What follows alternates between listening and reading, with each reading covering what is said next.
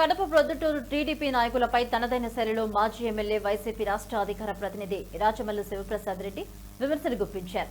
చెడు మాట్లాడొద్దు, చెడు వినకూడదు, చెడు చూడకూడదు అనే సందేశం గురువులు మనకు తెలిపారని రాచమల్లు తెలిపారు.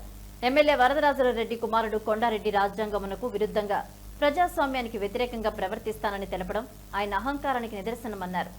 ఎమ్మెల్యే వరదరాజరెడ్డి ప్రభుత్వం చేపట్టిన ప్రతి ఒక్క కార్యక్రమంలో పాల్గొనాలని, కానీ ఆయన కుమారుడు కొండారెడ్డి ప్రతి ప్రభుత్వ కార్యక్రమంలో ఎమ్మెల్యేకు బదులుగా పాల్గొంటున్నారని అన్నారు.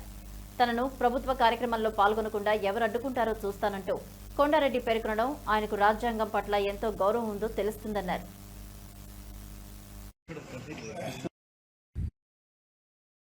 ప్రొద్దుటూరు ఎమ్మెల్యే నంద్యాల వరదరాజరెడ్డి గారి కుమారుడు, ముద్దుల కుమారుడు కొండారెడ్డి, ఆ పక్కన ఈవి సుధాకర్ రెడ్డి అడ్వకేటు, ఈ పక్కన బచ్చల పుల్లయ్య లెక్చరరు. ఈయన ఇంజనీరు, ఈయన లాయరు, ఈయన లెక్చరరు. ఈ కోతులు చెప్పిన సందేశం ఏంది, మన గురువు చెప్పిన సందేశం ఏంది, వీళ్ళు సమాజానికి ఇస్తా అంటే సందేశం ఏంది? నేను మొన్న 2 రోజుల క్రితము ప్రెస్ మీట్ పెట్టి ఫోటోలన్నీ చూపించి, ఇవన్నీ ఎమ్మెల్యే వరదరాజరెడ్డి గారికి బదులు కొండారెడ్డి గారు ప్రభుత్వ కార్యక్రమాల్లో పాలుపంచుకుంటున్నారు, అధికారపూర్వకమైన ప్రభుత్వ కార్యక్రమాల్లో పాలుపంచుకొని రిబ్బన్ కటింగ్లు కూడా చేస్తూ ఉన్నారు, అధికారులతో సమీక్షలు జరుపుతూ ఉన్నారు, మార్కెట్ పరిశీలన చేస్తున్నారు.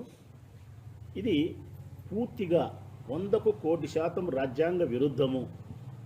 అంబేద్కర్ రాసిన రాజ్యాంగానికి విఘాతం కలిగించడమే, ప్రజాస్వామ్యాన్ని అపహాస్యం చేయడమే.